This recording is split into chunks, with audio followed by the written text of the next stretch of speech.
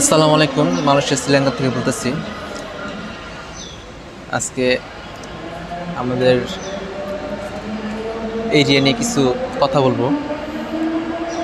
আমাদের এই এরিয়াটা আসলে একটা বিস্তীর্ণ একটা পামওয়েল গার্ডেন ছিল। এই গার্ডেনটা দুই চোখ যতদূর যায় ততটা পামওয়েল গার্ডেন দেখা গেছিলো, গাছগুলো আর কি। তো দীর্ঘ 6 বছর এই ভরা যে গার্ডেন, যে পামওয়েল গার্ডেন, সেটা দেখতে পারছিলাম। কিন্তু কয়েক মাস যাবৎ এই বিস্তীর্ণ যে পামওয়েল বাগান, সেটাকে উজাড় করে কেটে ফেলা হয়েছে। দেখতে পারতেছেন যে লাল মাটিগুলো, একটা সময় দুই চোখ যেখানে যাইতো সমস্ত জায়গাগুলো পামওয়েল গাছ দেখা গেছিলো, অনেক উঁচু উঁচু, দেখতেও ভালো লাগছে। আর আমরা এখানে আমাদের কাজ শেষ করার পর অনেকে এখানে বসে আড্ডা মারি, গল্প করি। দেশের বাড়িতে মানুষ ফোন নিয়ে কথা বলে। এই জায়গাটা খুবই একটা বিশ্রামাগারের মতো আমাদের কাছে। কিন্তু বর্তমানে বিভিন্ন কারণে এই সকল বনাঞ্চল, কৃত্রিম বনাঞ্চল, সেগুলো সব কেটে উজাড় করে ফেলা হইতেছে। আসলে মানুষ জাতিটা পৃথিবীর জন্য একটা ধ্বংসাত্মক রূপে পরিণত হয়ে গেছে। বাংলাদেশে প্রায় আজ থেকে 20 বছর আগে আমরা যখন স্কুলে লেখাপড়া করছিলাম, তখন বাংলাদেশের যে বনাঞ্চলের পরিমাণ সেটা প্রায় 18% ছিল, এরকম দাবি করা হয়েছিল। কিন্তু বর্তমানে সেটা কমতে কমতে 13-14% বা আরও কম হতে পারে। তো এইভাবে আসলে আমরা মানুষের পরিবেশের বিশাল এক ক্ষতি করে থাকি। এখন কিছু গাছ দেখা যেতেছে, এগুলো হয়তো একটা সময় থাকবে না।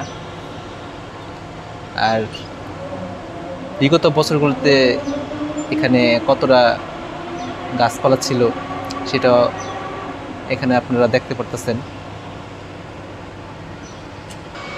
মালয়েশিয়া আসলে একটা পাহাড়ি এলাকা, পুরো দেশটা আসলে পাহাড় পর্বতে ঘেরা, এবং এখানে সকল স্থান আসলে সমতল না। প্রচুর পরিমাণ পাহাড় হওয়ার কারণে যে সকল স্থানগুলো সমতল, সেই সকল স্থানগুলো আসলে প্রজেক্ট, বিভিন্ন অবকাঠামো নির্মাণ করার জন্য প্ল্যানিং করা থাকে। তো যার কারণে যে সকল বাগানগুলো থাকে, বাগানগুলো যদি ফল না ধরে, অকার্যকর অবস্থায় থাকে, তখন সেগুলোকে কেটে বিভিন্ন অবকাঠামো তৈরি করা হয়। তবে মালয়েশিয়া একটা রেন ফরেস্ট এরিয়া, যার কারণে প্রচুর পরিমাণ গাছপালা এখানে দেখা যায়। আর এখানে প্রচুর পরিমাণ অক্সিজেন উৎপন্ন হয়। তো এক সময় যা আছে এগুলো থাকবে না, তো এইভাবে চলতে থাকবে। তো আমরা যদি আমাদের পরিবেশকে বাঁচাতে চাই, পরিবেশের অক্সিজেনকে বৃদ্ধি করতে চাই, আমাদের উচিত গাছপালার প্রতি যত্ন নেওয়া, পরিবেশকে ভালোবাসা। আমরা যদি সেভাবে গাছ নাও লাগাই, তাও যে ফুলের সুন্দর সুন্দর ফুলের গাছগুলো আছে, ফলের গাছগুলো আছে, ভেষজ যে গাছপালা আছে, সেগুলো আমরা ছাদের টবে বা যতটুকু জায়গা লাগে বা জায়গা থাকে, সেটুকু জায়গার মধ্যে আমরা চাইলে লাগাতে পারি।